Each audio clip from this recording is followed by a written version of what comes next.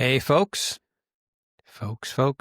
wherever you folks is, wherever you folks are, whether you're driving your car, walking in the woods, doing the dishes, on a job site, I'm super grateful that you're listening in.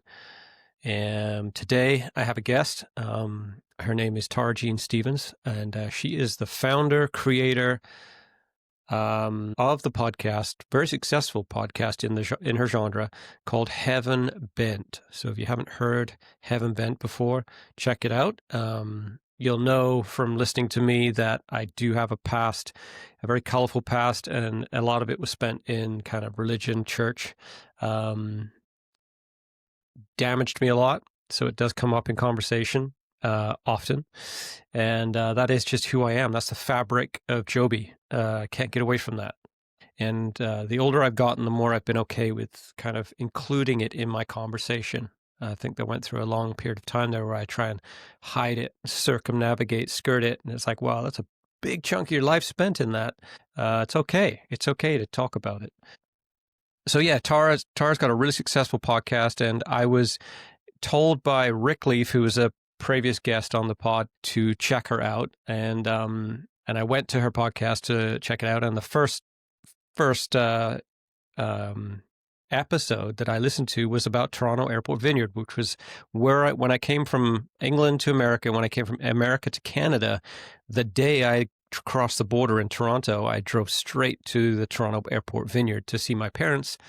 And that was a bonkers experience. I was there for years and years, and everyone on her pod I knew, I've intimately involved in. So it was very interesting, and so I found an immediate connection with Tara. Tara's some of her latest podcasts are pretty wild.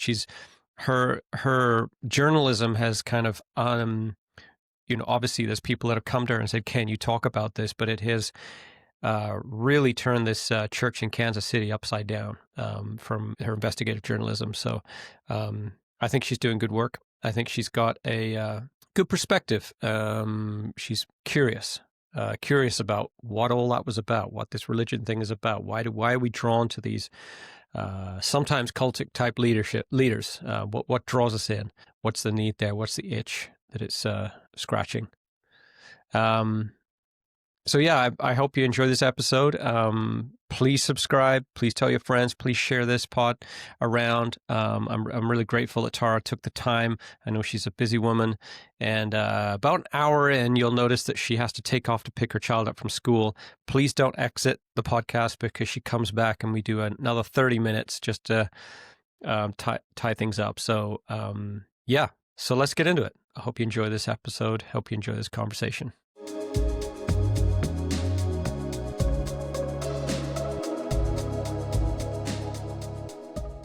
Tara Jean Stevens, welcome. Thank you. I'm happy to be here. Yeah, thanks for making the time. I wanted to give a little background to our listeners, who you are from my side of things, and then you can fill in where I've gone off. I was recommended your podcast by quite a few people, and even my sister who lives in Holland. So you're pretty famous across the pond. Yeah. Because I've had a fairly religious past. Doesn't really frame it properly, but I've been in and out of what I would call semi-cultic religious experiences, and so it would always come up in my conversations with other people that I was talking to, and they said, "You got to listen to Heaven Bent. You got to listen to Heaven Bent," and I finally dove into it, and it was so funny because it was your life. Like, well, yeah, like Toronto Airport, I was there for 6 years, almost from the very beginning. And you did a whole piece on Toronto Airport Vineyard. That was my first season. Yeah. And I'm like, the names that you're mentioning, I'm like, I know that person. I've been to their house. That person married me. No way. Yeah. And so it was it was really funny listening to it because I felt so familiar. And then I'm fast forwarding over to like what happened in the, because Mike Bickle. Right. And season 4. I didn't go to that church, but they were all in the same arena. And so yeah, long story short is, I felt a real connection, and And so I'm really stoked that we can sit down for a little bit and just chat. So I definitely. Right off the bat, the thing that comes to mind that you just said was you were in it in Toronto and me in remote northern British Columbia. Whatever was happening there spread to my church. So, right. we were connected in a strange way. We experienced it in a different way. Yeah. And then my journey led me all the way to Kamloops, and I was with Nolan and Heather Clark for 10 years. No, you were not. Oh, yeah. Jeez, so her name comes up a lot. We probably went to the same conferences because we were always booting over to the vineyard in Kelowna. In Kelowna, New like Life. Wes and Stacey Campbell over at their house a lot. These are all the main character names sort of that come up in Heaven Bent a lot. Yeah. Yeah. Yeah.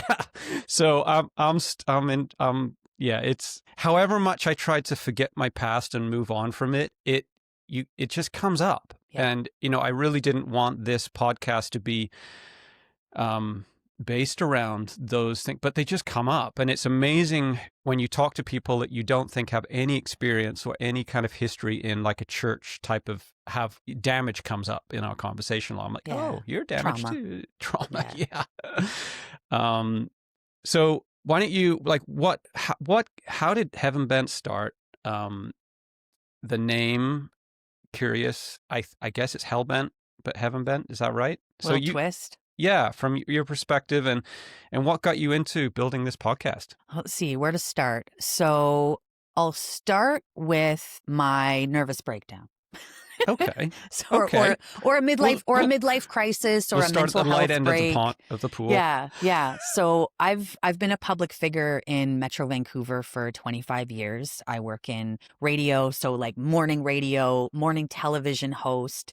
Really turn myself on, dial up the energy, hold that space for the new day kind of thing. And I still do that now on a radio station called Wave 98.3. You can hear me in the mornings at wave983.fm, but never mind the plug. This is about Heaven Bent, which is really what I want you, what I want your listeners to kind of dive into, because it is, I don't know, it's my heart. It's the connections I've made with people like you. It's the secrets that we've uncovered and the healing that, together we all have made happen. All these different podcasts, not just mine, right? Helping with deconstruction and the way our faith has changed and evolved. But for me, when I go back to being about 39, I was hosting breakfast television in Vancouver, a big morning show here. And something in me one day I just stopped. It was like I hit an energy wall. You know what I mean? It just, my go stopped. And I wound up convincing my husband this was where the mental health part comes in, to quit our jobs, take our kids out of school, sell our home, put all of our belongings in a storage unit, and just travel around the world indefinitely. Wow. So we did do that, but it only lasted about 3 months because my kids got homesick. So we came home, and now I came home and I had no job. My husband went back to work. My kids went back to school. We were now renting a home in the same neighborhood that we had owned, which was like, so hard. Yeah. Because you can't get back into the market here in Vancouver unless, you win the lottery. So that was a mistake. But sitting in that pause of not having anything to do and personally and willingly being a workaholic, I said, well, I got the skills and the tools. I'm gonna do a podcast. I can edit audio. I'm a host. I'm a storyteller. I come from the theater as well. And I thought, what is the most interesting story that I know? And immediately what came to mind is my own memory of being in my Pentecostal church in Prince Rupert, the Prince Rupert Pentecostal Tabernacle in the 90s. And I remember a group of my friends' parents coming back from a trip to Toronto. I don't remember anything about Toronto Airport or, in my mind at the time, it was just they had been to a church in Toronto. And when they came back, they stood in front of us at this one church service and told us that they had seen gold flakes falling from the sky, that people had received gold teeth, that miracles were happening, people were being healed, shaking, falling on the ground, and that they were coming home to let us know that that was going to spread to our church and to churches across the country. And then my friend's mom pulled her mouth open and said, everyone get in line. God gave me a gold tooth, right? I know, you know this. So I remember like so vividly, we all got in a line after the service and it wove through the church and through the pews.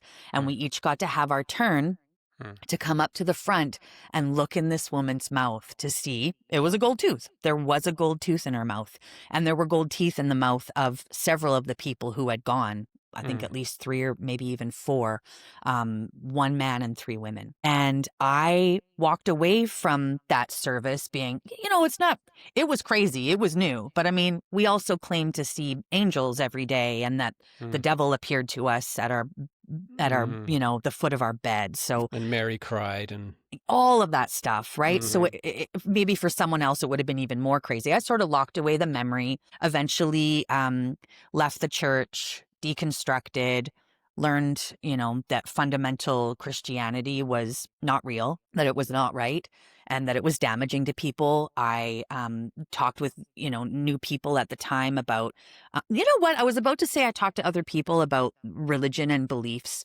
before I made Heaven Bent, but honestly, it was probably only at a party every now and then when someone would bring it up, and I would be nervous about going really deep with it because, and maybe you can identify with this, people think we're weird when we tell that other stuff. We're not part of a conversation. We're like, this is how I feel like back then, this like weird animal culty girl that, who is this person? And then they're perceiving us rather than being involved in a conversation. But over time, I became agnostic, which I am now. I believe there's a beautiful mystery in the world that we can't explain, but I don't believe that religion explains it.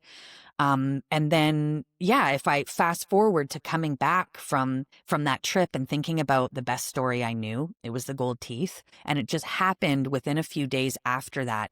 There was, I think it was the 20th anniversary of the Toronto Blessing that year. I may be wrong on the year, but they were having a convention in Toronto. So first thing I did was I got my recording equipment. I hopped on a plane. I booked a hotel right close to the airport. Yeah. And I went to this 3-day weekend conference with people from the church, people from all across the country. The speakers were, and you would know these people, Randy Clark, who was speaking on the very first night when the Toronto Blessing broke out and this movement started. Sean Bowles was there doing some really sketchy prophetic readings. And others, John and Carol were there, head of the movement, really. And that was the first time that I'd been back in church in a really long time. And there was a lot that I really enjoyed about it. And then there was a lot that reminded me of all of what was wrong. One of those things was John gave a really deep, long speech about the dangers of homosexuality that were taking over in pop culture and then the government and things like that. One thing that I really loved about being back there, though, was the worship music. It's strange to see people like shaking and moaning. And I don't know if it was normally happening there at that point, but definitely for the sake of the convention, the conference, it was. So I got some audio. I came home. I started building this podcast. Like I had this audio. I started booking interviews. This was right before the pandemic started. And I remember not really having so much of a process at that point. So I literally had taken over my kitchen table and I had like note cards and I was story scripting or like, outline storyboarding. Yeah. So my entire table was covered with all of these little cards that had the things on it. And I remember one time looking at it all and going, I think I actually have to start like writing a script and turning this audio, producing something, because it was Pandora's box, right? It was. I was a little overwhelmed with my own self. And over the time, I've created a better process, dramaturgically speaking and doing interviews and processing the audio. But I do remember the name Heaven Bent coming from feeling completely overwhelmed with all of these note cards that were on my table. Right. And you know what's funny is like now I think I probably would have used AI or something to help me come up with a name because I'd be like, this is so overwhelming. It needs to be right. But I don't know. Something happened where I wrote down a bunch of words that had to do with the church. Yeah. Hell, demons, heaven, God, Jesus, just started writing them down. And then I got hell bent and I thought, that's not right. And then I sort of went heaven bent. And then the next thing I did was I went online to see if anyone like owned that name. those two terms together. And I could be wrong, but I think the only thing was like some sort of like heavy metal band or like a heavy metal website. So it was completely outside of the world of what I was doing. Mm-hmm. So so I locked it in, and that's where the name for the podcast came. Yeah, when I first saw it, the steeple, I honestly thought it was a swan for the longest time. It is a swan. It is a swan. Oh, okay. It is a swan. Okay. Yeah, the person, so it's working. really incredible graphic designer made this for me. And when I originally said, here's what I'm thinking, it was generic, it was obvious, it was not. And he said, please just go away, leave this with me. And I can't put words into his mouth, but the beautiful thoughtfulness that he put into this podcast art was just, I think I like cried and laughed at the same time when I saw it. So according to him, the swan for a long time has been a symbol of religion. The church is there. The beautiful, the yellow, the goldish yellow reminded me of heaven, these beautiful clouds. And he's won some awards for that graphic. And I'm so proud that I have that, visually representing my pod. Yeah. And so it just did it. And I guess you didn't really have a plan. You just started at I was one only going to do story. one. I was only going to do one season. I think it was 5 episodes. And even when I started releasing, I released it over the course of 5 weeks, a new episode every Monday. I'd never done that before. I was new to the podcast world. And my plan was that I was doing these 5 episodes. I was going to go back to work, get my next radio or TV gig, and move on with my life, having told my best story, Yeah. And then the season just absolutely took off. It was, I think, number 6th most popular podcast in Canada. It did pretty well in the States too. And then by the 2nd season, I became I'm in the top 200 history pods in the world at all times. I've been as high as number 6 podcast overall in the States. Some of the seasons have been the number 1 trending podcast in the world. And, it comes and goes. It comes and goes depending on my release. But the appetite for Heaven Bent, and honestly, the personal private feedback that I got from people like you, like me, like us, about hearing our story told, about it was really moving to me to connect with people who had similar experiences I did. But I noticed pretty immediately that a lot of the people who were reaching out, or that I was hearing, second or third hand stories about, had significant trauma. And at first it was trauma, and then later I learned more about just the depths of the spiritual and sexual abuse that happens in church environments. Yeah. I mean, that's so incredible. I mean, I got to say hats off to you, because you do such a fantastic job at editing, and I know how much work that is, like all the background music, and it's so curated. And it's just me. Like, there's nobody. It's just me. But it's a pleasure, right? And you've got a day job, right? And you've got another job. So, I mean, I really commend you for how well put together your podcast is. Thank you. Thank you. It's really good. I remember a podcast similar in the way it was. Who was the woman that wrote Harry Potter? Yeah. Did you hear the witch trials? Did I hear the witch trials? So she. Oh, did she write another book? No. So someone from a actually interesting kind of thread, because someone who was involved in that church in America they would go and always picket at the abortion clinics, and they get put in jail. They were really outspoken. It's like a church down there. Yeah.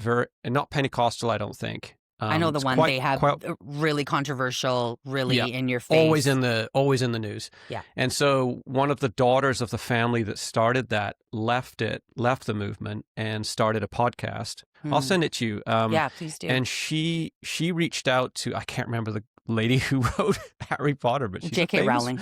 There you go. She reached out, and J.K. Rowling, to her amazement, Rowling emailed her back and said, I'm willing, because she doesn't talk to very many people at all. I And can she's like, I'm imagine. willing to do this.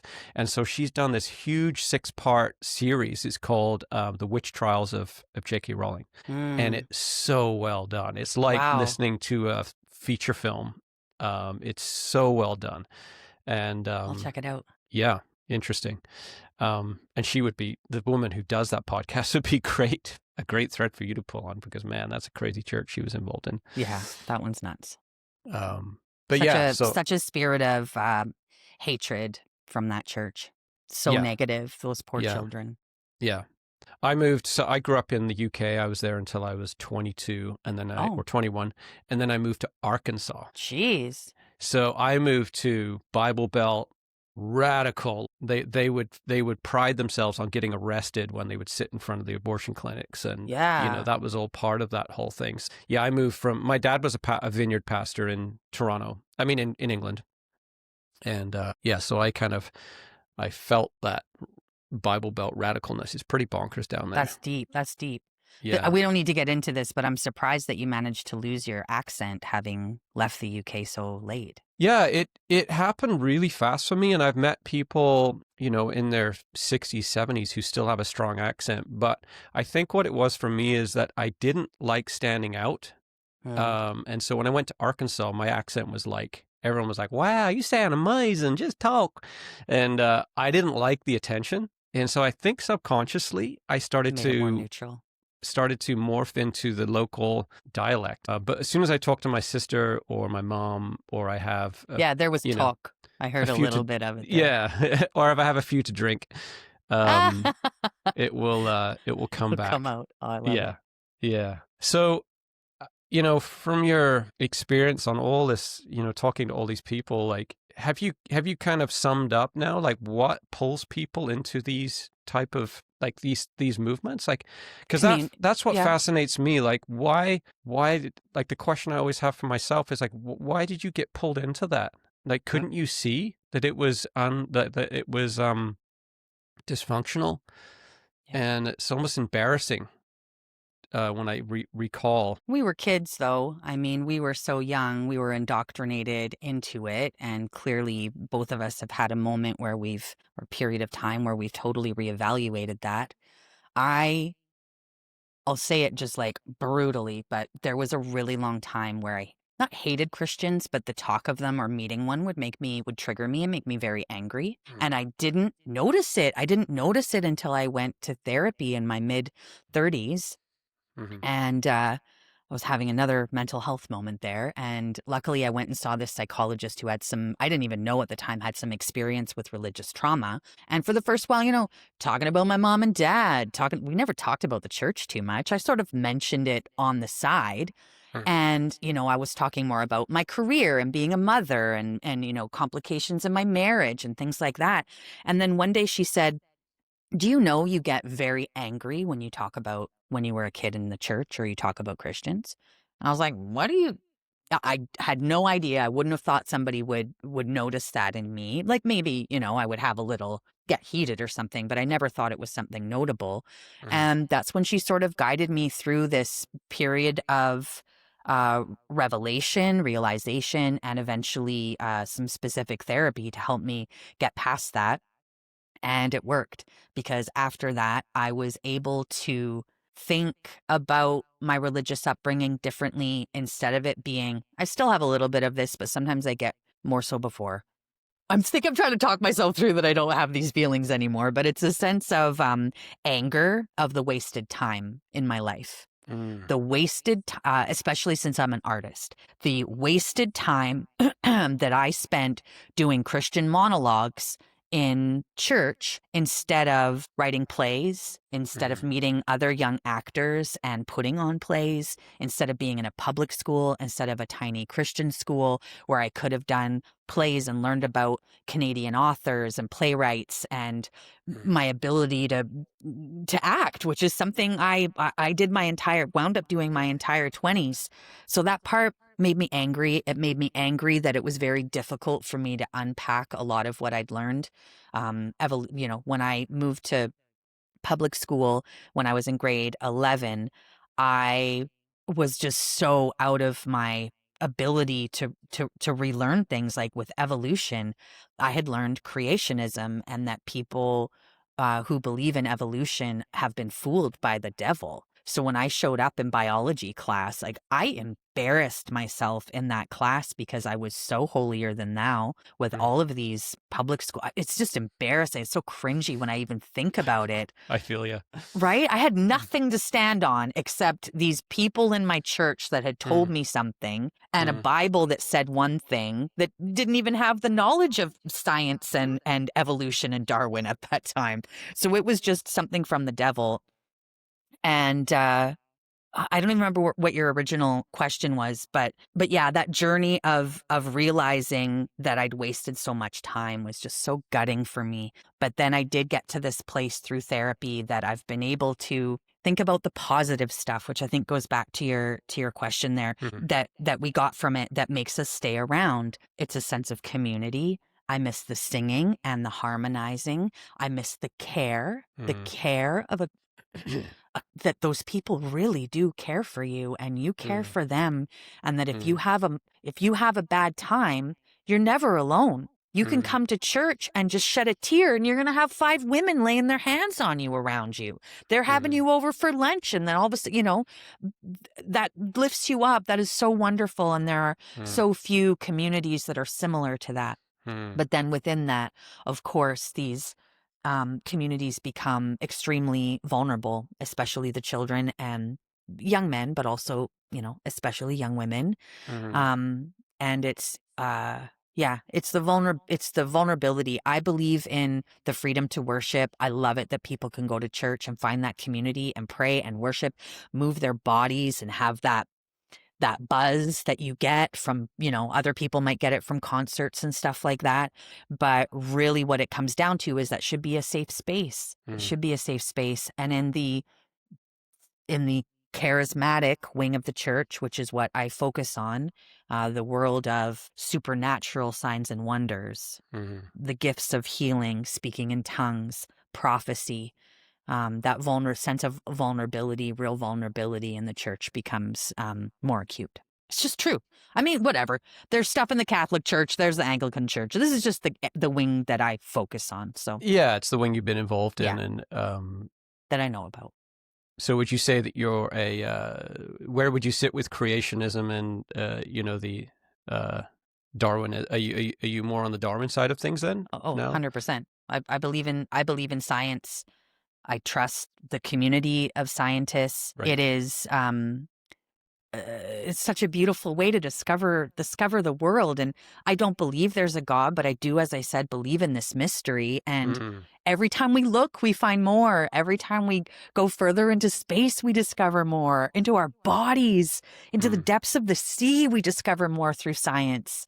And I just find that maybe that little anger comes back again. It was like, I have some friends who are really smart, and I'm like, how can they be Christians? How can they be Christians? But everyone has their own journey. But I think where everything really did crack for me was the fundamental aspect, because I figured out that the Bible was not without fault, and that it was a collection of writings by different people, and that there was so much mythology involved, and misogyny, and power mongering, and all that kind. It's history. It's history. It's not a book from any kind of God.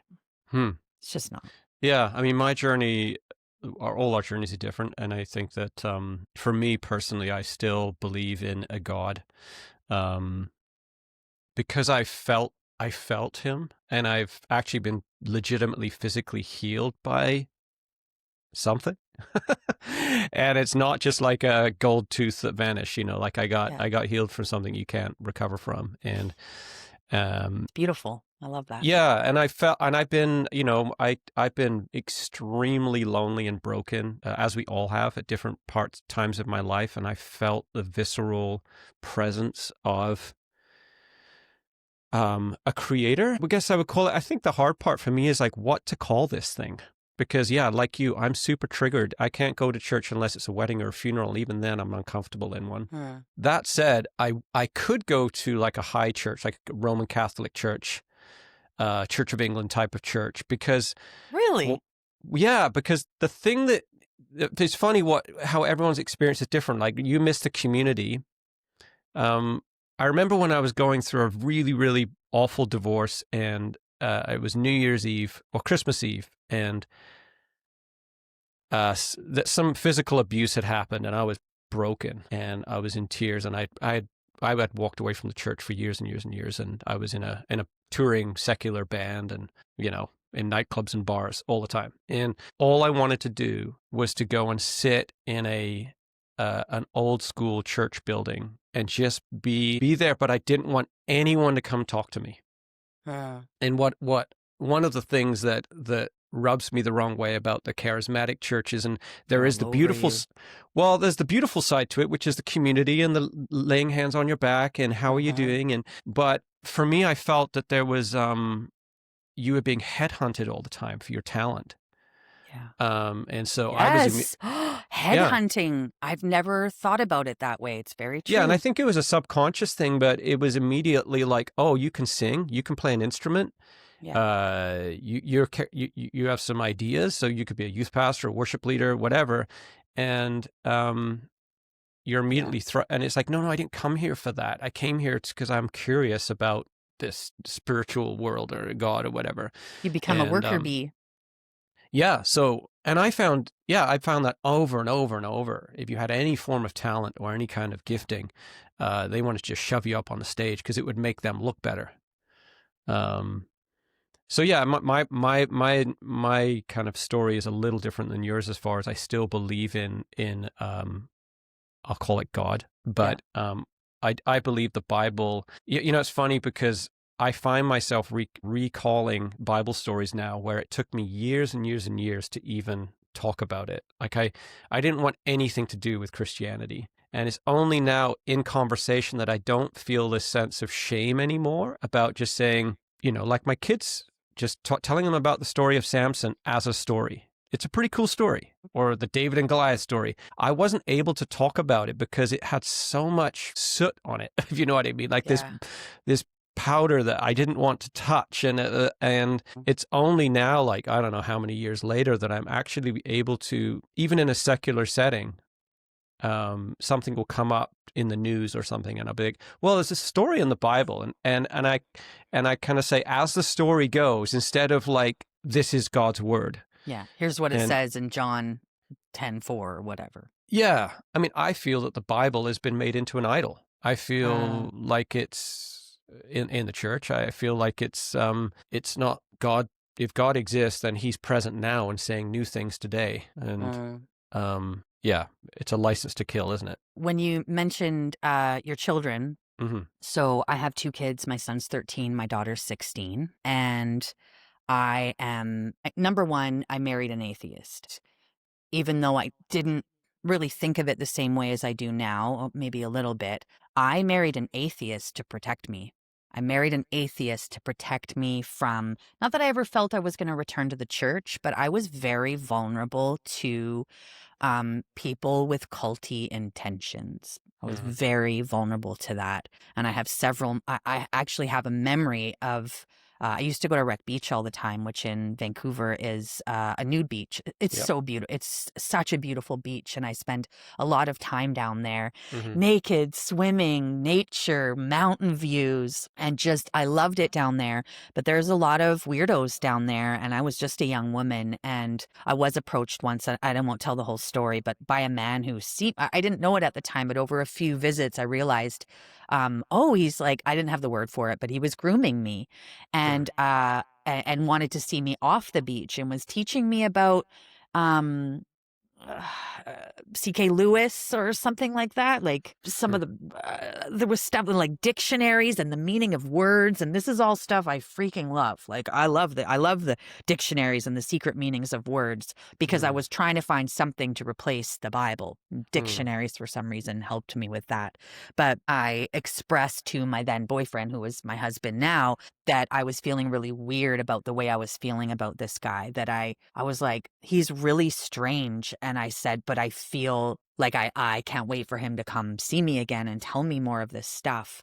And then my husband flagged that immediately. He saw in me, and again, I won't go into the full story, but he protected me from that. And I later found out within about 6 months that this guy actually had a cult of women in a house with a lot of bedrooms in Vancouver, kind of close to Wow.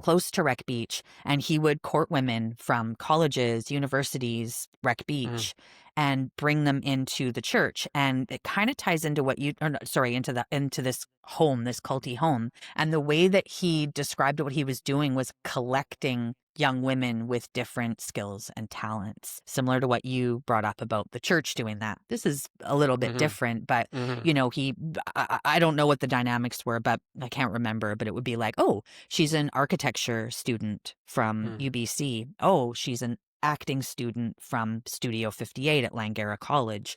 mm, Oh, that girl's she works at a vintage store and she's never going to go to college. Everybody was different and brought something different to the table. But it was also eventually like a sexual cult, and it was mm. in the news. Like literally, I saw that guy in the news years later. So Jeez.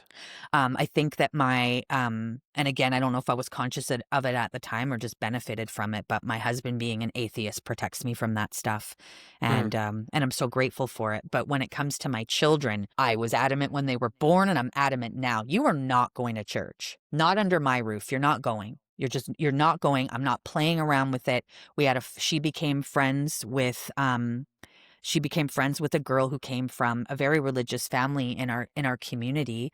mm, And I felt right away when I became engaged with the parents, who are my friends now. I mean, don't get me wrong, I love their family, but I could feel immediately that sense of trying to get me to come to church, to get us to recruit. come to church, to recruit us. And they did Mm, it actually with one of the first things that I noticed that put the flag up, the red flag for me, it was a red flag for me, was a Christmas gift that had a whole bunch of religious paraphernalia, but like a sweatshirt with the church name on it and a mug with a Jesus thing and I cool opened it merch. up. Yeah, and I just went, whoa. So I called the mom right away and said, "Hey, here's where I stand on this. And Violet, please don't invite her to church because we don't need to have an awkward moment. I will not allow her to go. And the Mm, reasons I won't allow her to go is because it's not real. It's not true. It's not real." And I mean, this goes back to like probably that anger that I felt in just the idea that knowing that it's not real, sending my daughter there to potentially be influenced by it when she's so vulnerable and doesn't mm, maybe now I would feel differently about it. mm, Absolutely. She's 16. She's had her dad influencing her. She knows all about what I do on Heaven Bent and a bit about my own journey, I guess. And now I think that I could go to church with her as more of not an really? experiment, but like this is what it was like for me. This is how I grew up. Mm, I would stand, let's just sing some songs. She's a singer. Let's harmonize for an hour. I think mm. that there's part of me just recently where I thought I could do that with her, without feeling like I'm jeopardizing her. I don't even know how to end that sentence, but So do you feel like the podcast has gaslit your experience and kind of turned up the volume on it? Like, because it seems like in talking to you that one of the really big triggers is this kind of that this kind of cult leader, men grooming women, like kind of the stuff that Mike Bickle's on the stand for. yeah, Um, that feels like an open nerve. Is that kind of your experience, or is that from no, listening to no, other people's stories? Is that like really this like rekindling the uh anger towards the church, or not anger? no, I don't know if that's the no, right word. No. no. It's funny. I've never thought about it, but like I didn't when I was growing up, and even until I started doing Heaven Bent, even a few seasons in, I didn't n- I obviously knew of women that had been abused in the church, Mm, that it was a thing, that it happened, but mm, it was always, well, not in my church, and not in the Pentecostal church, and not in the Charismatic church, yeah, like choir not boys and that. all of that. This was a Catholic problem, Right. and Catholic Protestant, like we're Hmm. so different, and I would love to tell everyone how different we were all the time. Um, And then for the first three seasons, there was none of that. There was Yeah. that was not No, the I know story that. that I was telling. It was about the first season was about curiosity and finding the joy in the moments that I Mm, had in the church and learning about the history of our church, mm, the learning about the history of the denomination, and there's even that comes into it later on. I love that stuff. mm, History of church leaders, all the women coming up, the dynamics within the church environment, all that mm, stuff. um and then the whole ever since season 1, I was regularly receiving emails, DMs from a large number of people, probably more than 30 people on a regular basis, not just asking me, but begging me to do a season on the International House of Prayer in mm, Kansas City. mm, And before I made season 3, I actually started working on it. And I did a few interviews and did a little research. And this was before anything about the leader, Mike Bickle, being exposed for sexual abuse and spiritual abuse for decades. This was just about the toxicity within that community, the way that these young people had been taken advantage of with their time, their mm, finances, their lives, their youth, the spiritual abuse and manipulation. That's what it was about. And even with that, doing my first interviews, and I remember it was over the course of a summer, and by the end of the summer, I'd never had anything as intense as what had happened to them, but I was triggered. I was like, I don't know what to do with this. This mm, isn't me. Like, how did these stories land in my lap? This is a lot. So then I put it to the side and I did season 3, which had more of it was Nashville Pentecostal revival, old school mhm, kind of story that I felt very removed from. It was a lot to do with like Southern gospel music and stuff like that. mm, And then as I got to the end of that season, getting to release it, I immediately heard from that pack of people again who were begging me to do it, and I went, "Well, I guess I have to do it. yeah. I got to It's a heavy follow one, this." right? It was very It's heavy, but I yeah, was like, heavy. I guess I got to do this." And Mhm, there was one story amidst all these people that I was hearing that was about sexual assault. More specifically, this was sexual assault by a church leader, but mhm, even more for my end was the mishandling of the sexual abuse claim. And mhm, that's always, ever since then, even with season 5, which involved similar stuff, and a future season now that I'm working on is going to be that as well. I don't go down the did he rape her? mhm, Did that happen in the church up? That's not what I do on Heaven Bent. That is a legal issue. That is a legal issue between, that person and mhm, whoever. For mhm, me, it is how did the church handle that this person came forward and said this happened to me? mhm, What is the process that should happen in a church? And most of these churches, even when they try, they can't do it right for some reason. Not every church, but a lot of churches. mm, Yeah, so then I leaned into that season, and then the timing of how that happened was so crazy because my last episode featured the first time on Heaven Bent where I had a sexual assault story and the mishandling of a sexual abuse claim. And at the end of that initial part of the season, I end it by saying, "Hey, if you're still in that church, might be something weird going on here. Can you just go check in? Like, this just feels like spidey senses going off, like that, mm, And then the day before I released that final episode, the leaders at IHOP KC announced that other women that I'd never talked to were coming forward about the spiritual and sexual abuse by Mike Bickle, some of them as young as like 14 years old. And wow. then the rest of the episodes in that season, which turned into the longest season I've done. I think there's Mhm, like 9 episodes now, I think. mhm, That's when it turned to Mike Bickle and that kind of abuse.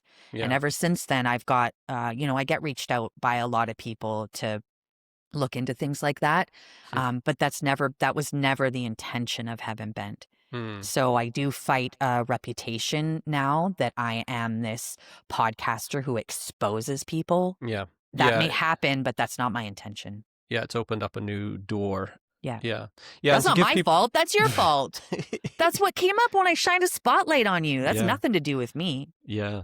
Yeah. It evolved, right? Yeah. Um, yeah. And to give people context who don't know anything about what we've been involved in, I mean, the IHOP is an international house of prayer, which is supposed to be 24 hours a day, 7 days a week, praying Yeah. for the second coming of Christ, Yeah. I guess. And Mike Bickle, I've heard Mike Bickle talk in person many times. He's an extremely, extremely talented. Captivating, Oh, man. joyful, Yeah, engaging. like the energy he brings. He's like he he's like he would get you pumped for a football game. Like he probably in the secular world Yeah. he'd be like a pro football, NFL football For like sure. coach. And with such And a wonderful reputation before this happened. Even the people who yeah, were my guests talking about the spiritual abuse and toxicity and waste of their youth that they had in that environment at IHOP KC, even them, even the worst of them, not the last one with the sexual misconduct claim, but they would even say all that bad stuff and they'd go, yeah, but Mike Bickle's a nice guy. Mike Bickle's yeah, a nice guy. So I tiptoed around him. The worst that I ever yeah. included from him in that season, which I almost cut, and I'm so glad I didn't, was in the second episode when the girl said, everyone's saying Mike's a good guy, and he is, but, he does this thing when you're new there where he will play choke you. And I was like, what do you mean? And she told a story about her very first day as an intern at the International House of Prayer, and Oh, I that she remember you was saying in the that. lobby. Yeah. Yeah. And Mike came up to her, put his hands around her throat. He's not squishing. She's still able to breathe, but this man's hands is on her throat. And he put her up against the wall and looked at everyone else. There's interns. There's other leaders there. And he put her up on the wall and said, see this girl? I like this girl. And she immediately looked uncomfortable. She immediately was looking for help, and he never engaged with her ever again. And we now know that it was a really overt grooming tactic to see who he could go to the next level with. Wow. The funny thing with Mike Bickle is that I don't know if have heard of the name Paul Cain. Of course, yeah. Right. And so they would often talk about this call to celibacy and high purity. Yeah. And it's so crazy how, like Paul Cain was apparently called to celibacy, was a prophet.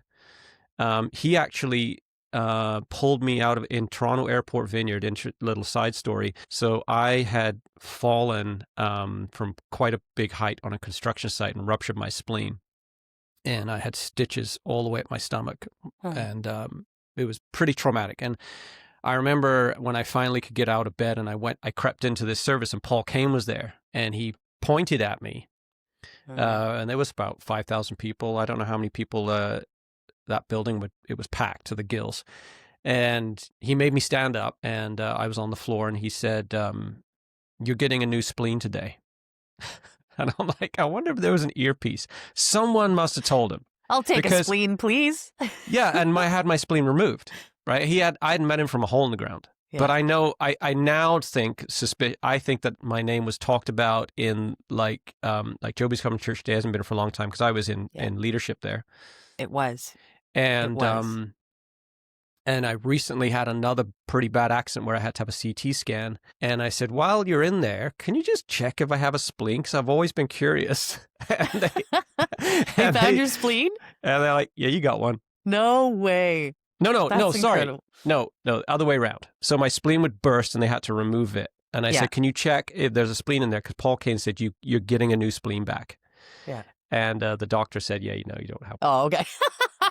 It's like, oh my God, do I need to go back to church? Jeez. Yeah, but I mean, it's still the other way, just inverted. But he was found out, years and years ago to be having a homosexual relationship this whole time. He was abusing people. I immediately sort of felt a chill through me when you talked about him pointing you out because without betraying some of the stories that I've heard behind the scenes, which are incredibly heartbreaking about that man and the way that he was supported by all these other names that we talk about all the time. And part of it was people like Mike Bickle, and I won't mention other names, would say, that guy might benefit from from Paul Cain. He loves to have these young men around him that are impressionable, that he can teach give things down to.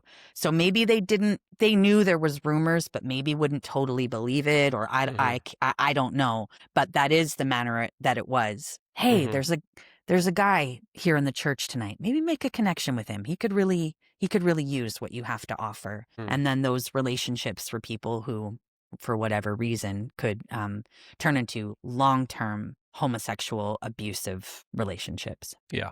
And then how dare you talk out against the man of God? So they're still terrified. Yeah. I mean, my experience in where I was last, I still have a hard time talking about it. It's still, I'm like, why? What are you so scared of? I was just talking with Todd Atkinson, who's just, that's a long story, but he will say stuff to me offline that he won't say publicly because I'm like, who are you afraid of? Who are you afraid of? Like, who are you afraid of uncovering? And so it's interesting, this kind of fear that still seems to linger of maybe, I don't know, because these characters are very strong. Like Mike Bickle is a boisterous alpha, narcissistic. He's a mob boss behind the scene. He's a mob boss. Yeah, and so that they're scary guys. Yeah. What do you think it is that? I have my own opinion on this, but how does this all happen? This kind of unhealthy, especially in the charismatic church, because it happens over and over and over again. Yeah. And what do you think the ingredients are? The first thing that came to mind to me, I think there's a ton of different answers, and I could talk out 1,000 ends of it. But the first thing that came to mind to me when you said that was father figures. God is a masculine figure, and these leaders are strong masculine leaders. And I know that, let's say, the International House of Prayer specifically, it attracted a lot, and I've heard this specifically from people who went there, that a large majority of the interns there had come from broken homes. Not everyone, obviously not everyone, but a lot of them had come from broken homes and found a father figure there, found mother figures there, found an opportunity and a space to try to find healing, found purpose, and that kind of thing. That's the first thing that came to mind. Yeah, I mean, my observation is that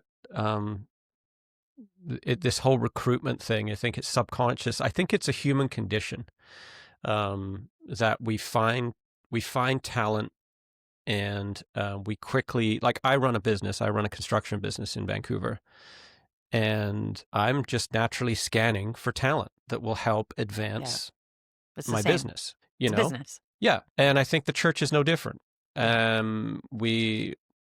It's run like a business, and so that you get a lot of these natural born leaders, like your Mike Bickle personality, or your Wes Campbell personality, or your Nolan Clark, or whatever it might be, and they're quickly thrust onto the stage because it will advance our church.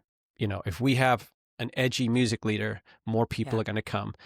And if we own, another prophet is Bob Jones, if we got a prophecy from Bob Jones, or if I can translate one of his prophecies to our church or this leader, how empowering, how uplifting. People doesn't mean you come. have to fake it. Yeah. And I do believe in the sincerity of so many. I believe that Mike believes all this stuff. I think he's sincere. Oh, yeah. I think there's very few people in here. Obviously, there's some major ones who it's just ridiculous with the money that they're getting and the power, whatever. But I think for the most part, the belief is legitimate. Oh, 100%. Yeah. But I think there's a lack of, in charismatic church, there's a lack of checks and balances. There's the thing that we used to mock about high church was, man, nothing happens fast over there. Everything's got to go through the board of directors. Takes forever to get anything done. The apostolic style of church is one leader with a gift where he says, this is where we're going to go. Everyone Your goes. Apostle. Yeah. And so I was around these type of churches where, today everyone got to stand on one leg and the presence of God is going to fall. I mean, I remember being in Kamloops and they said, and there was a big memo that went out, everyone's got to come to church in green because revival's coming and the color is green. And so we would all Everyone comes dressed up as Kermit. Yeah. Yeah. And so if that was to happen with a board of directors and like your high church, it would be like it would take weeks to go through. Everyone would have to Yeah. vote on it. And so I feel like a lot of the damage happens where you've got like a leader who's thrust into the limelight, and all of these we give him our power and say, you lead us, and whatever the Trust. flavor of the month is, that's where he'll go, Yeah. and then it becomes very quickly almost like a cult, because a cult is based around a single leader, radical leader that everyone pledges allegiance to. And if he says, I think I should sleep with your wife, then that's what God's telling me to do, then that's what the people do. It's fascinating when you look at like, Waco and Brian Jones, the Jonestown story, and you think those people weren't dumb. Like, the mums that drank the Kool-Aid were not idiots, but somehow they got sucked into this thing and felt like it had to be done. It's really scary, this kind of propensity that humans have to give over their autonomy to someone that's powerful. Well, there's different kinds of people in the world, right? Even with, like what I was talking about, being prone to culty spaces, behavior, whatever, and I have to watch that in myself. It's probably to do with the fact that I haven't filled that hole necessarily that leaving the church left in me, because I still carry this anything that's not focused on Jesus and God, who I don't believe in anymore, but it is of the devil. So I even have trouble with like yoga classes, like doing a down dog, like you're presenting to the devil, or you're like meditating on demons or something. And it's crazy. Like, I don't believe that. And yet I still feel uncomfortable with it. It's so, so strange. So that's the kind of person that I am, right? And you're the kind of, also when it comes to our belief and our faith journeys, you're the kind of person who, and had the type of experience where you still believe in an aspect of that. You've readjusted it for yourself. You still believe in God. Whereas for me, I went on this journey where I was like, no way. Okay, I'm going over here. And I do wonder sometimes about, what is that about each of us? Why? I thought, why did I stop going to church? How come I didn't go to Bible college like like Trinity Western or whatever in the Fraser Valley here? Why didn't I do that? Why did that not happen to me? I don't know if it's a question I can answer or not, but it's something I think about. Yeah, and what would you do if you hadn't had a bad experience at church and it was just like a blank slate? And yeah, maybe I feel like we're Yeah. fashioned by our experience, right? Like, if a man roughs you up, then you just kind of see all men as that, or so yeah, I mean, I think unfortunately the body keeps a score, I guess. The heart, the soul keeps a score. And I think about it sometimes in regards to my own deconstruction and losing my faith. When I started to do season 1, that gold tooth story was my last thread. It was my last thread of faith, because I thought, if that was real, then I'm a backslider and I'm going to hell, and I better well as hell get myself right with Jesus right now, because he's coming back and I don't want to be in the wrong spot, right? So then there was still a last thread. It was tiny. It was tiny, but it was there. It was there. And, one of the first things that I did, this was back in my 20s. This was, this was more than 10 years before I ever even thought of making Heaven Bent. And the internet was really taking off. It was more of like this was probably, I don't know, 2005, maybe something like that. And we started to have better search engines and all that kind of stuff. Like, I'm sure the internet was farther along than just search engines, but there was a lot of blogs. And I went on and I searched for gold teeth Toronto. That was like those were the search words that I could think of. And I really quickly came up with a blog from a former leader. I imagine you probably know, I can't think of his name, but I bet you know who he is. He was a leader at the time, and his blog was an apology. He's still a Christian. He just said, I want to apologize to the body of Christ for allowing our church to reach a state of such hysteria that we were making false spiritual claims.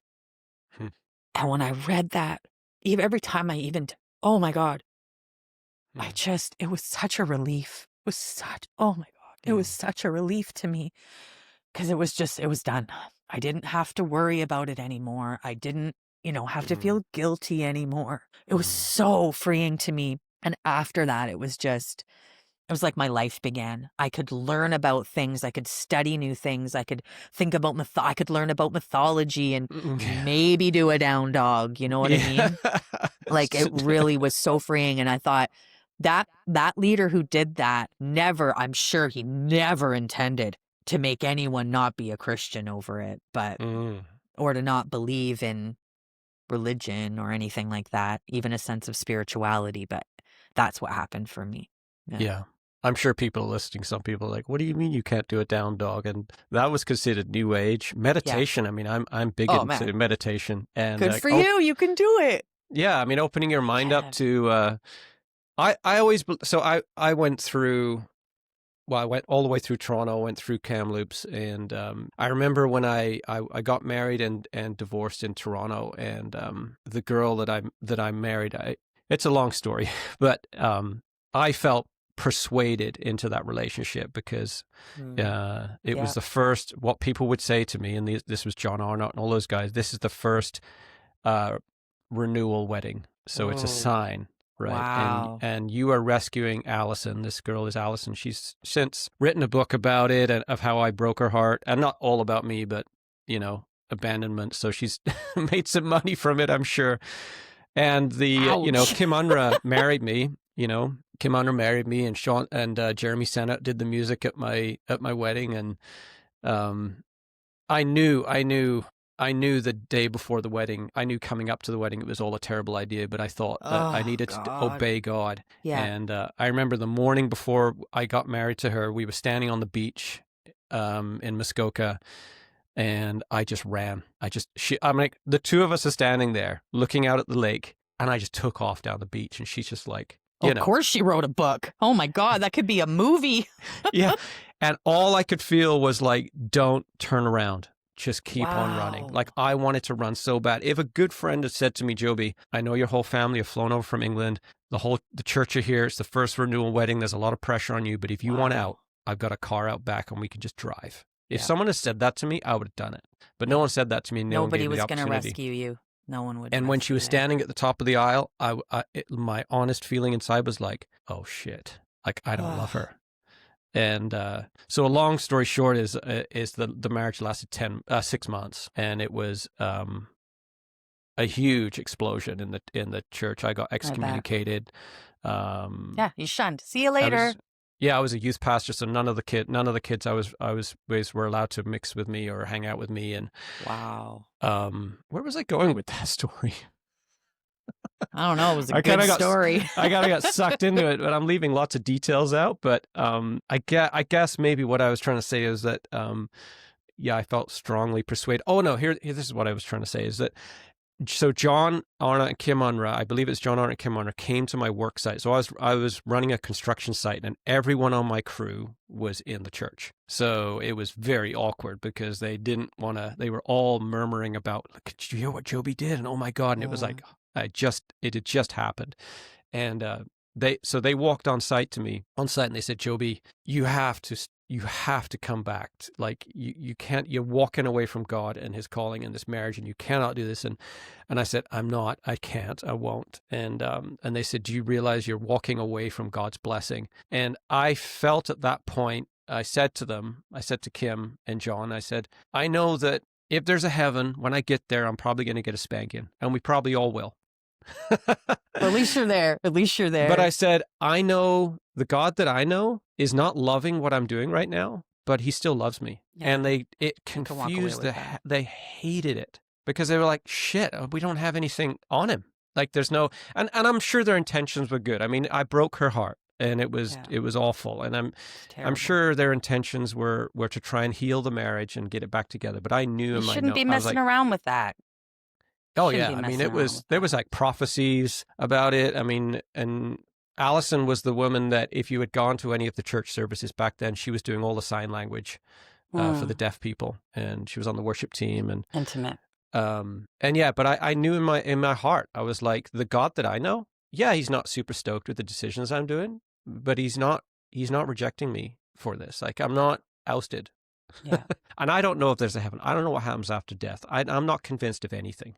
Well, I that's would an aspect of you that's agnostic then a little bit. Yeah, I mean, I plead is it plead the fifth? I mean, I remember that what we talked about at the very beginning of this discussion, how we were so convinced of what we knew, thought was true. And then you go to school and you hear these other opinions, and like, it's embarrassing Yeah, looking it's back on embarrassing. how convinced we were. Like, you're an idiot. You don't believe in Jesus Christ, you're an idiot. It's the only way, period. And I'm very careful now with persuading anyone to do anything. As you should be. Like, even one of my best friends smokes, and I have a hard. I used to in the old days. I mean, I would talk to everyone about everything, and I'm like, yeah, he's killing himself. I should probably, as a friend, say, hey, buddy, like. But even that, because of my experience, I stay off it. Like, Yeah. I just don't want to direct anyone's path. Yeah. Because I've been so. That's all I used to do. You know, I ran a discipleship school in Kamloops, and I can't tell you how many embarrassing. I mean, there's a lot of shame there. I think there's a lot of shame that I still carry about what I push people to do and what they must think of me. What they must think of me. I mean, we ran this discipleship school, and there was these two girls that came, and it had come to light that they had jumped into bed with each other and had a little snuggle, which is, girls do that, right? Sleepovers. And we had to go over to the house and bring all these students down, and in front of everyone say, you have a lesbian spirit. Awful. Get out of, you have to leave. And I remember, if I'm really honest, I mean, I'm not washing my hands of any guilt. Like, I was in the wrong there, but I was obeying what I was supposed to do. And I remember feeling like alarm bells inside, like, this doesn't feel right. And probably those girls are still dealing with the trauma of that. Like, we kicked them out of the school in front of everyone and said they had a lesbian spirit. Maybe they're free now. Maybe they're like, thank you. Yeah, I mean, I'm sure they've worked through it and they're not carrying it, but man, it's embarrassing. Hey, Joby, I'm watching the clock now because I have to go pick up my son. So I do need to wrap this up, but I do want to give you an invitation, and I do hope that, because you have so much of a story to tell that I think would be valuable for my listeners. So I hope you'll kind of come backwards there and join me on Heaven Bent. Oh, I'd love to. I know you had to zip off and grab your child, and mom moment, and that's totally important. And I'm stoked that you can come back and just kind of put a bow on this little conversation. So thanks for that. Yeah, of course. So yeah, a couple more questions, thoughts that I had. I was thinking, we live in a world where it seems that people revel in watching people fall from a great height. And where do you feel the line is between, telling a story that can potentially turn into like this witch hunt scenario? Like, what's your thoughts on that? Like, there's nuance in every story. Like, I have a friend of mine that I interviewed, Todd Atkinson. He's been on a couple of times now, and he was a bishop, charismatic bishop, which is like this weird kind of. That's a thing? Yeah, like he was like, they believe in the gifts of the Spirit and those types of things, but he wore a dog collar, and there was more of the traditional. Wow. Yeah, interesting. And and he was very high up in that in not Revelstoke, in Lethbridge, and traveled all over and had a huge organization that he was overseeing. And I've known him for a long, long time. He was actually in Kamloops, and involved in all of that, and kind of I reconnected with him.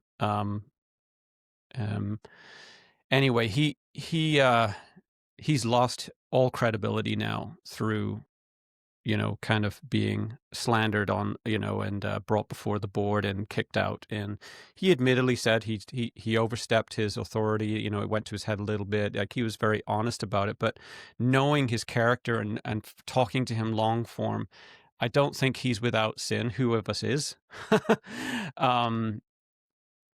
But he said, Joby, like, the worst things that they've said about me online are just simply not true.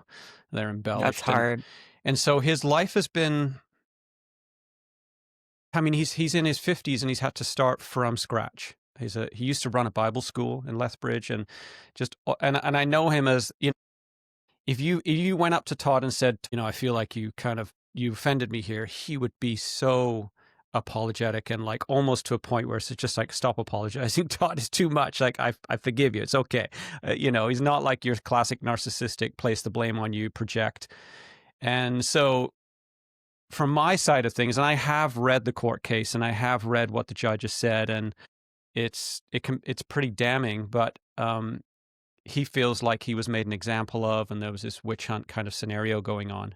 Can I ask, just so I understand the context of this, what kind of wrong did he do? He got involved in part of your task as a pastor is to kind of help couples that are going through stuff sometimes.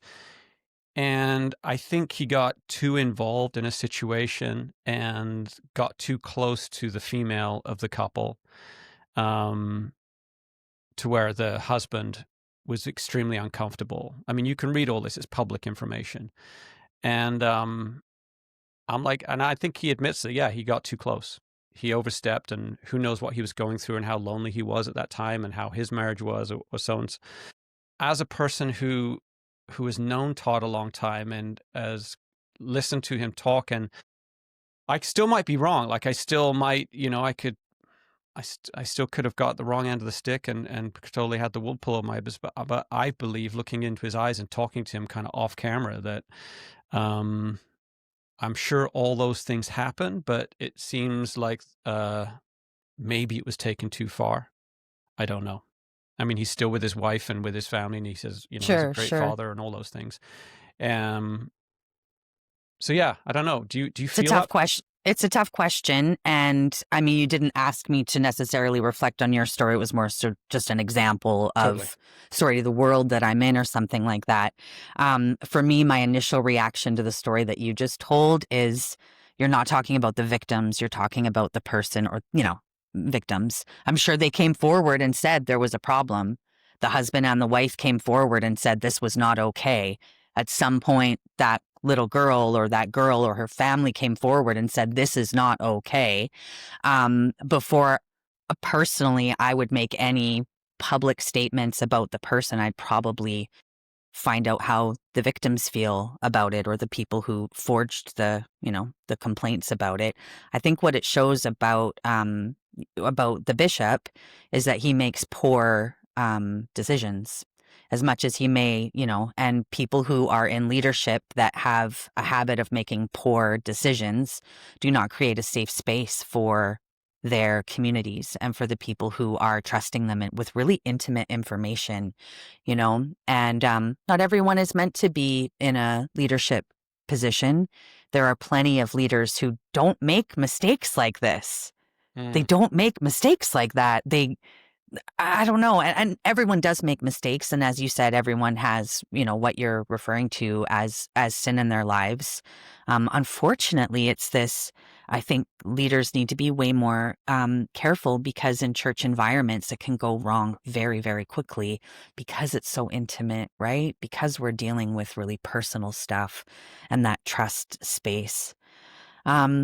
When it comes to my own work, in the sense of, I can't remember how you phrased your initial question, but just exposing people and, having them fall off a pedestal, having them lose their whole ministries or their profession because of this stuff that is very delicate.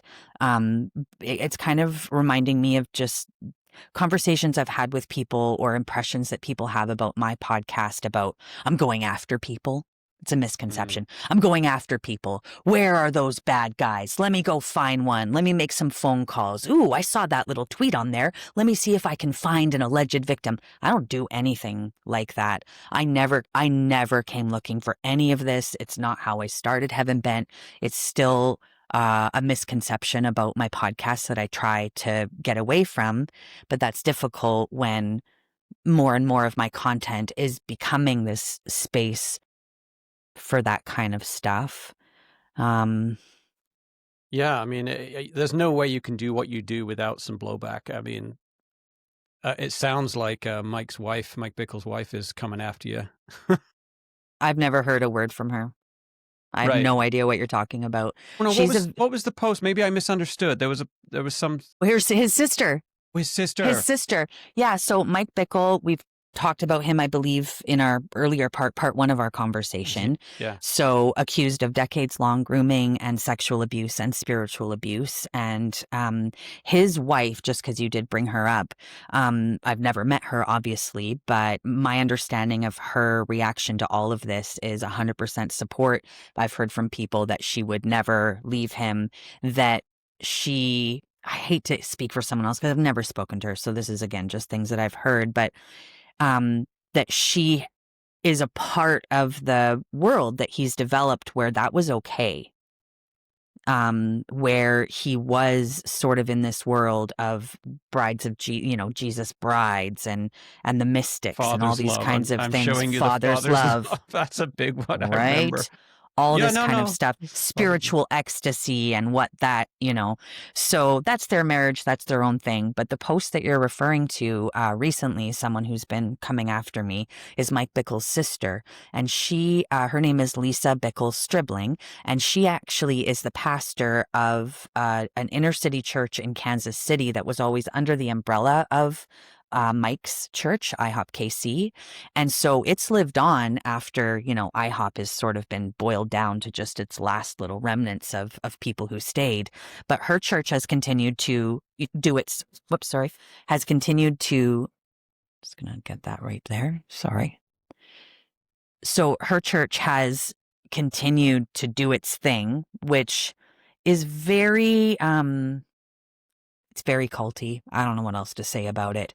Yeah, I heard a clip that you pulled, and right. What was your impression of the clip? yeah, I mean, I could just hear all that, yes, amen, yes, in the background, and I was like, oh man, and she was just refusing to look at, like, the same with Mike's wife as far as your research has gone. Like, she doesn't even read the stuff that's been said against him. So that's just to bury your head in the sand. Yeah. Refusing to look at it. And it sounds like the sister is obviously a protective sister over her brother. Very much. Very much. But yeah, my this is a struggle that I have. My experience that I had personally was foul play happened in my life through leaders. And when it was brought to the surface, it was the leader in question this happened. It was like a demonic swirl. So it wasn't me, it was the devil.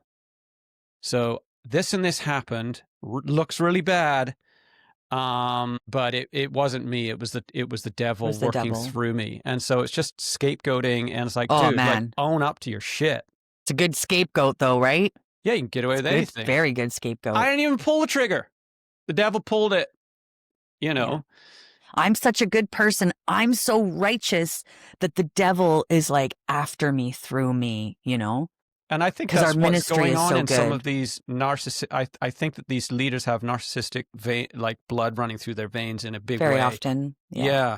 And I feel, and I know from watching, people who study narcissism, is that they project everything onto someone else. So it's all your problem, not my problem. And they twist the story around in their head. Yeah, the situation that comes to mind is, there's a leader that I used to be very close to, and I don't know where he is now, but he doesn't have a church, doesn't have a following, doesn't go to speak, and used to speak in stadiums, and my guess is, and I'm just guessing, that in his head, this is like the desert time. This is the time where everything's being stripped away from me. I'm going that season, they say. Right. So you can take any story in the Bible and apply it to yourself and make yourself feel like you're still on God's path. This is my John the Baptist moment where I'm out in the desert eating locusts. It's the dark night of the soul. And it's like, no, buddy, you screwed up and you hurt people. Screwed up. And just let's call a spade and just admit it. But it's constantly like dumping that blame onto anyone else but yourself. That is where a lack of accountability happens, and where me, a secular podcaster, has been put in a position to help shine a spotlight on it. It could be a Christian podcaster. There are Christian podcasters that are doing similar things to me, but not the same. Mm-hmm. It's all a little different. Mm. I was thinking back to about Lisa Bickle, and just how the way that she, like, instead of looking at her own church and going, wow, something went wrong here, even if she doesn't believe the accusations against her brother, the lack of humility or ability to reflect on that in a mature way is just so shocking. And I don't think I mentioned too, the ways that she's coming after me is and she's not lying. She believes these stories. Yeah, yeah. But bringing them forward as truth is, again, I personally think, just a sign of immense immaturity is what I see from her, and delusions. She's making up these stories that I was in cahoots with Yeah. the senior leaders who had left the church to support the victims and get Mike and the remaining members to be accountable. She made up this story that before it all broke, that they approached me to help them with this plan to take down the church, and so they could take it over and be the church leaders instead. That doesn't even make sense. Mm. Like, why would I even? Well, I know why I would, and then it got to the next level. I would do this because I was going to get all these subscribers and all of this money because the story would be so big. Salacious, yeah, Right? story. And Yeah. part of the clarification I had to give was, not only did I not team up with those people, I never talked with most of those people, maybe briefly to a few of them, just in, oh, hey, we're acknowledging that we're both sort of doing something similar right now. Um, yeah, and I never profited from that season either. So, No. I mean, it's Well, they all, begged you for the story, right? You kept pushing it back, and they said, "Please, please talk about this." there was aspects of it. There was Mhm. aspects of it. There were always, and there is with a lot of the things I do. And, I know a lot of terrible secrets that I'll probably never do anything with, because who knows, maybe I will someday, but I am a keeper of secrets now, and I Yeah. never thought I would be in this position. And it's really changed the way that I think about church environments. It's really sad. Yeah, I mean, I think if you were in a business, in a secular business, and, the profits weren't there, the customers weren't coming, your products weren't selling, you'd have to look and say, "Look, I think we need to close the shop down." But for some reason in church, they just keep pushing that rock up the hill. Going, yeah, I said to Todd when I was talking to certainly him, I do. said, this is my analogy. I said, "Todd," well, I asked him a question. I said, "If God is real and he came back to earth, or Jesus, his son, came back to earth, um, do you think he would walk into church? Would he do what the story says he did in the Bible, which is he walked into church and walked straight out, said, 'No, I don't want any part of this,' and went and hung out with the fishermen?" And he's like, "No." And my I said to that, so why, it's like we're building a custom home for the return of Jesus, and we've got a spare room for him, and it's all there, knowing, like, that when he comes, he want to walk into the home, walk straight out again. So why do we keep building it? Like, it feels like it's broken. um, but I guess from talking to you, you feel like it can work. Like, you still like going and, like, the community, and you see. Well, I don't go to church. I haven't stepped foot in a church in a very long time, other than to do work for Heaven Bent. But I do believe in the freedom to worship. I do believe in, I love it that there's churches to give people community and support and food and friendship and laying on of hands. That Mm, physical touch. I just don't think that they're safe spaces. I don't think they're no, safe spaces. I don't think that there's enough people in the church now who are aware of how dark it can be.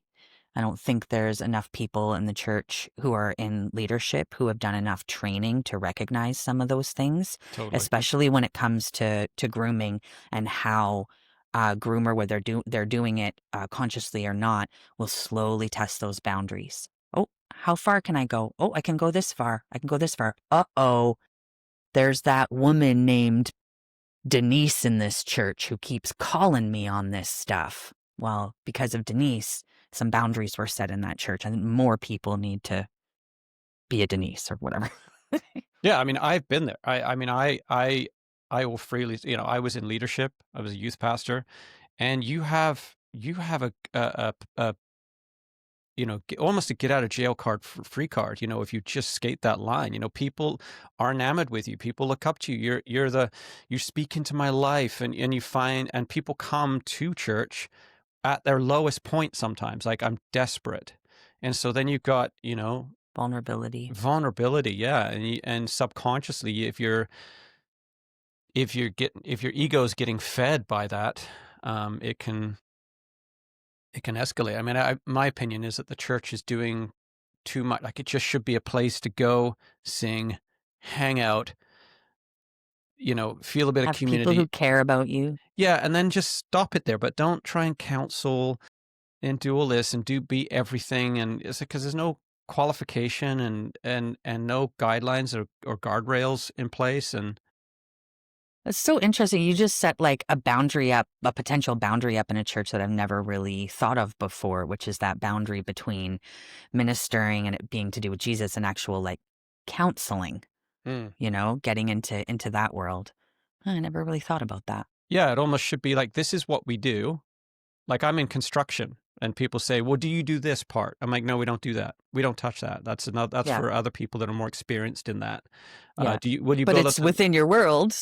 yeah, Yeah. and the and what can happen is, say, yeah, I'll give it a go, and it ends up falling off. You just stay in your lane. So I feel like the church needs to stay in its lane and narrow the bases that it covers. Because it's just not qualified. No, it's No. certainly not. It's certainly not. Given it seems like your podcast, from what I've listened to, you've got your kind of Toronto Airport Vineyard stories, which are maybe a little more fun It and was just curious. It was just curious. yeah, Season 1 was just like, what the observation. heck was that? Like, yeah. Yeah, what's going on there? And then you've got these heavy Mike Bickle type of scenarios. Do you feel like your podcast is going in? I mean, I guess one could be a lot more draining, but Yeah, yeah. I get. Where do you feel it's going? Your podcast? Is it? I'm still following my curiosity. So, for example, amidst all this, I did have a series just this year on Amy Semple McPherson. Do you know who that is? Yeah. But remind me again what she did. Yeah. So Amy Semple McPherson was the founder of the Foursquare denomination. She was Canadian. She was incredibly charismatic and a very unusual type of woman who had the spirit of revival in her and a lot of ambition. Major ambition.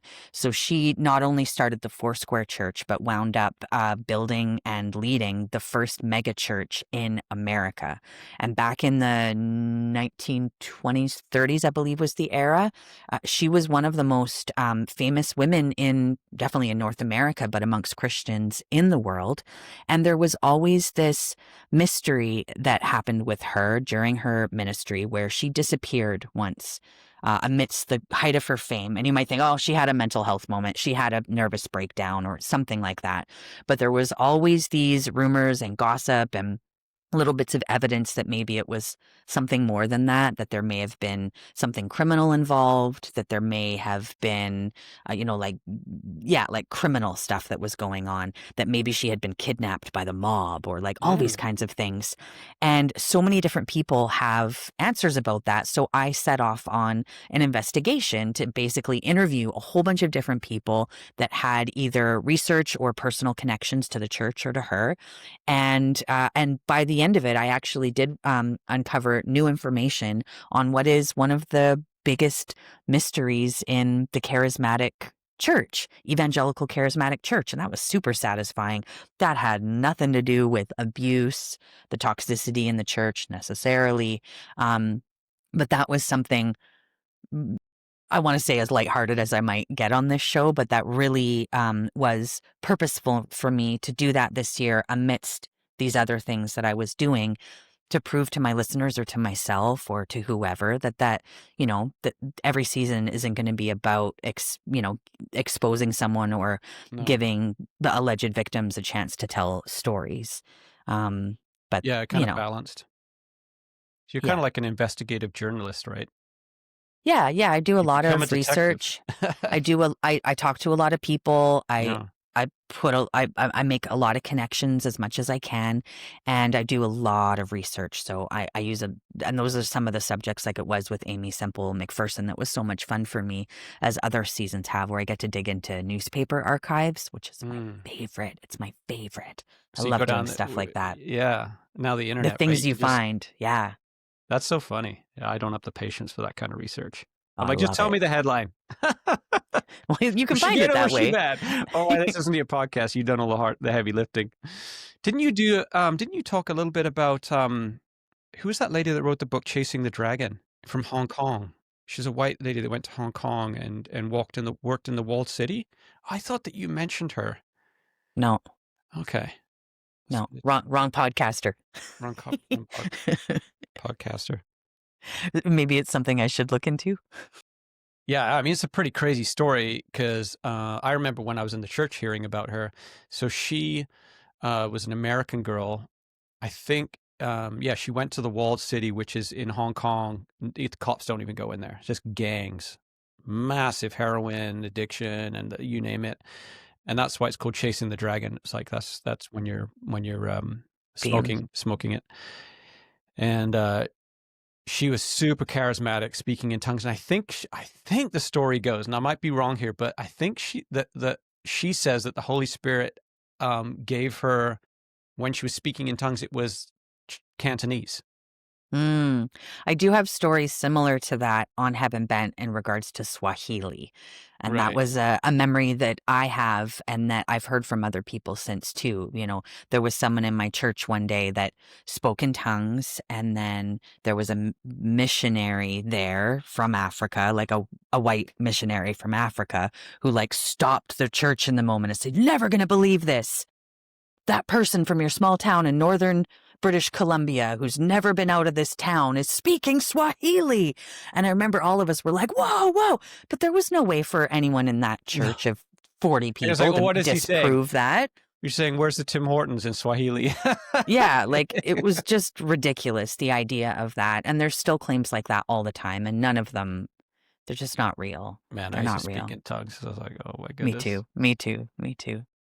Wince. Yeah, me too. Yeah. It's a bit It's a bit cringy. cringe. It's a Yeah. bit cringy. However, in season 1, episode 2, so the second episode that I ever released, I do think I had a really open-minded and maybe more scientific look at what speaking in tongues is. So if you're interested in, maybe if you're like this and you think it's cringy, or you're like this and you think it's a spiritual language with God, I think that episode sort of sits in the middle of it, and we can all learn something interesting. And it has to do with some neurological studies that were done on people while they were speaking in tongues. So that's season 1, episode 2. Interesting. Yeah. Yeah. I mean, I don't know what it would do. I mean, looking back now, it's a long time ago. I think it was bringing you into the same type of state that meditation does. Yeah. You're Yeah. filling your brain with gobbledygook that you don't understand, and it maybe stops all the chatter. I don't know. Yeah. Yeah. I mean, when I was in theater school, because I was an actress in my 20s, and I was in theater school in a conservatory program. And when I first started it, I kind of lose most of my faith or something like that, but there was still some strings attached or something.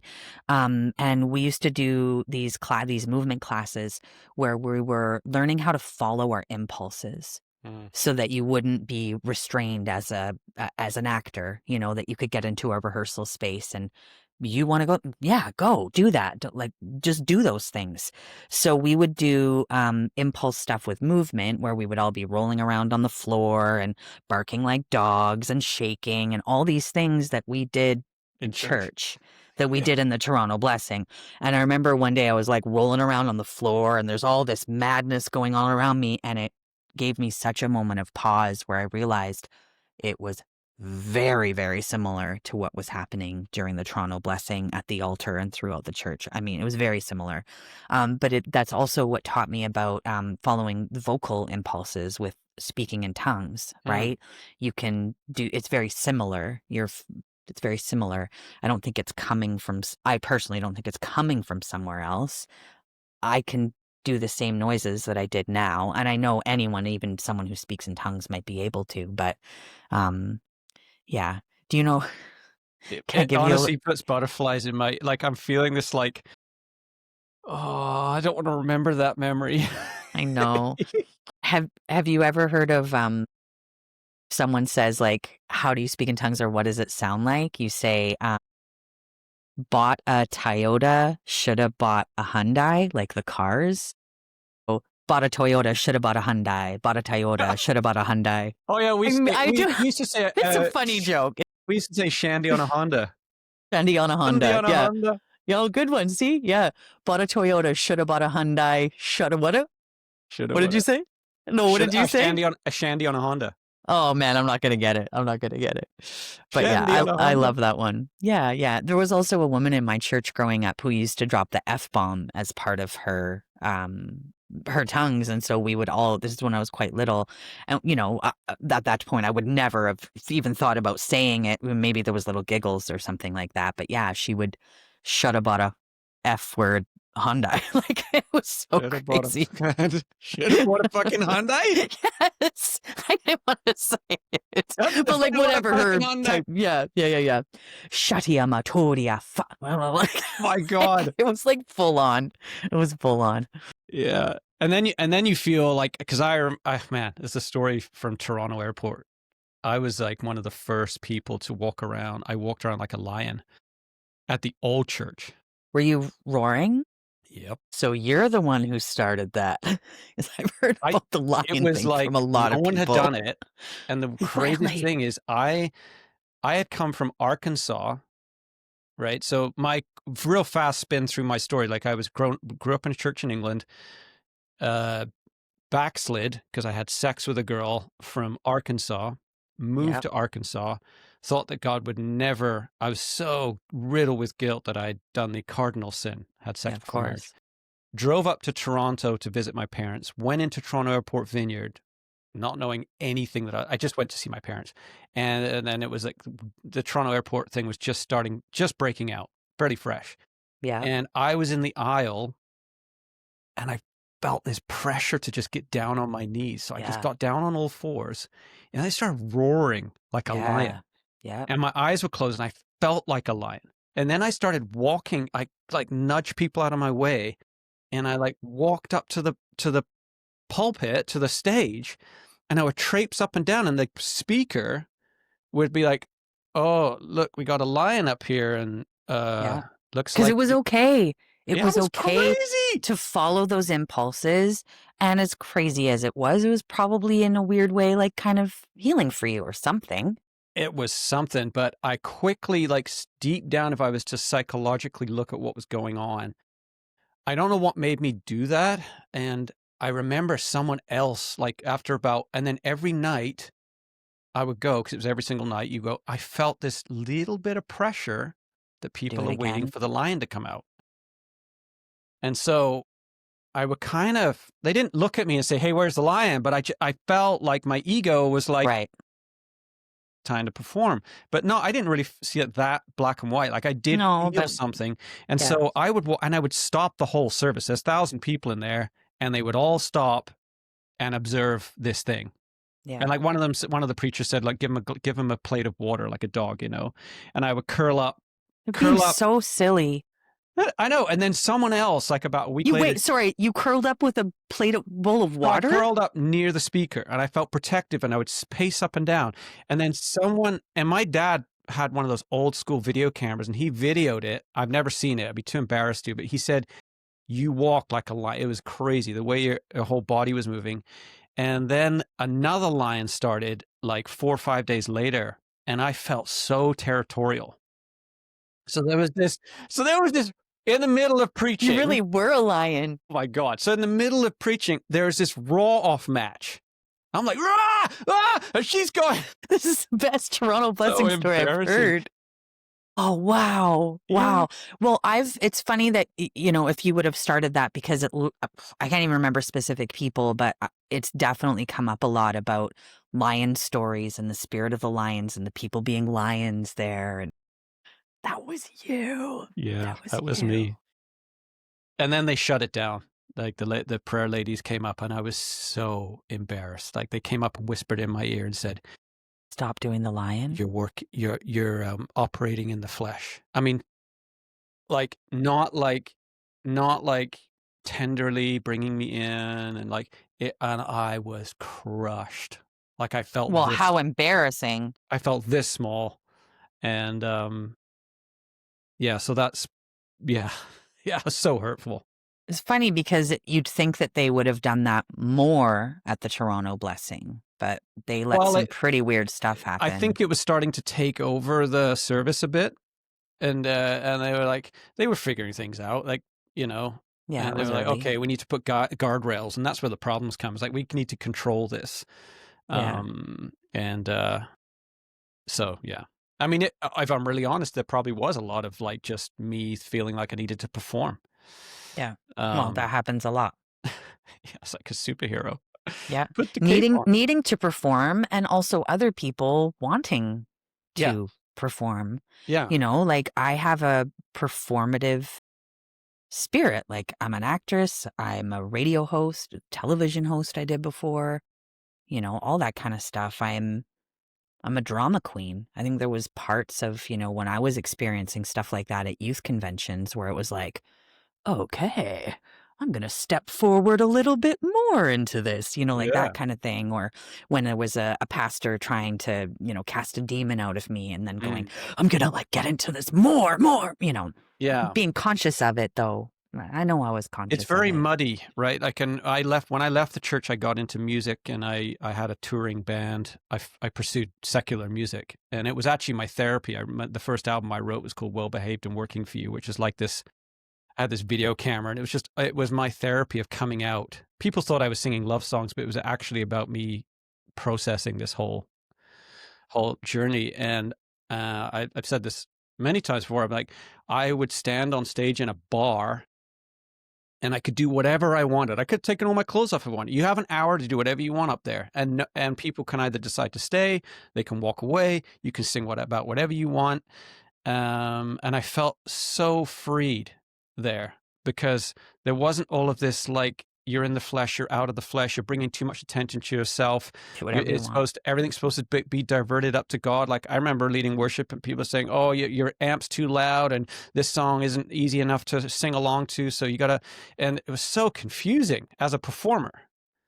And As a just performer. Yeah. yeah, because and so, yeah, coming out and just playing in bars and nightclubs was like, oh man, this is so freeing because all that crap's out the window. It's just me getting up there doing my art, and if it's good, it will stick, Yeah. and if it's not, It's not big. art. Yeah, Art. yeah, totally. Yeah. Um, I love that. I felt in the church it was just way too muddy and confusing. But yeah, crazy. I'm sure there's lots of stories. Yeah, there is lots of stories of Toronto. I barely That lion one's real good. I barely That's cracked. Yeah, it's like I sometimes dip into that world, but yeah, this kind of embarrassment factor is yeah. a big one. Yeah. Yeah. Cool. Well, should we leave it there? Yeah, I really enjoyed chatting with you. That was really, really nice. Yeah. We have a lot in common with the kinds of things that we like to talk about, you know? Yeah. Yeah, it's funny. After I got off the podcast with you and you were talking about your dramatics, I'm like, I bet I don't know. Were you ever Annie? No, but Do I you was seem like definitely in that I could world. just see you up there like being Annie. Well, the thing is like when I was young, I was in the church, so I wasn't doing secular drama. I wasn't doing anything like that. One of the memories that I have is working on a monologue. It was called The Ragman. Mhm. And it was a young girl describing what it was like to be in, I guess, Jerusalem. Correct me if I'm wrong, when Jesus is about to get crucified and he's got the cross on his back and he's going through the crowd. And it's this girl talking about the things that she's seeing. And I can't remember the context, but one of the people that's in the side of the crowd is a ragman who's got this cart and rags all over it. I don't even know what the story was about, but it was about the ragman and Jesus and something that she was seeing between them. I think it was probably something to do with Jesus being gracious to this ragman, even though he had the crown of thorns and the cross or something. And I remember the very final line. I was laughing about it the other day. It's the ragman. This was my gesture. The ragman, the Christ. And they had me perform this monologue in church. Like every couple months, they'd be like, bring back the ragman.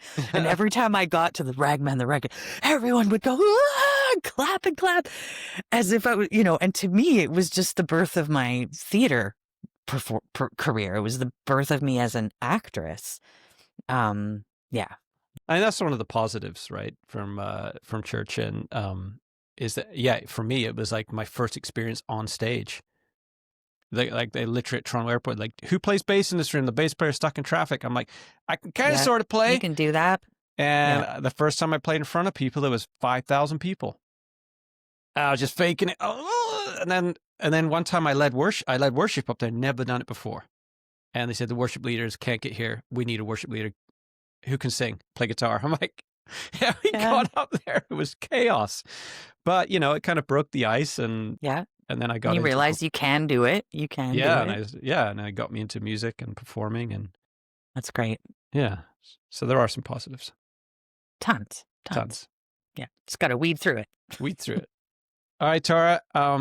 Thank you so much for having me. I'll share all the links, and love your podcast. Love what you're doing. Great. Love what you're doing. Thank you so much. Yeah. Okay. Bye. Talk soon. Bye. Yeah.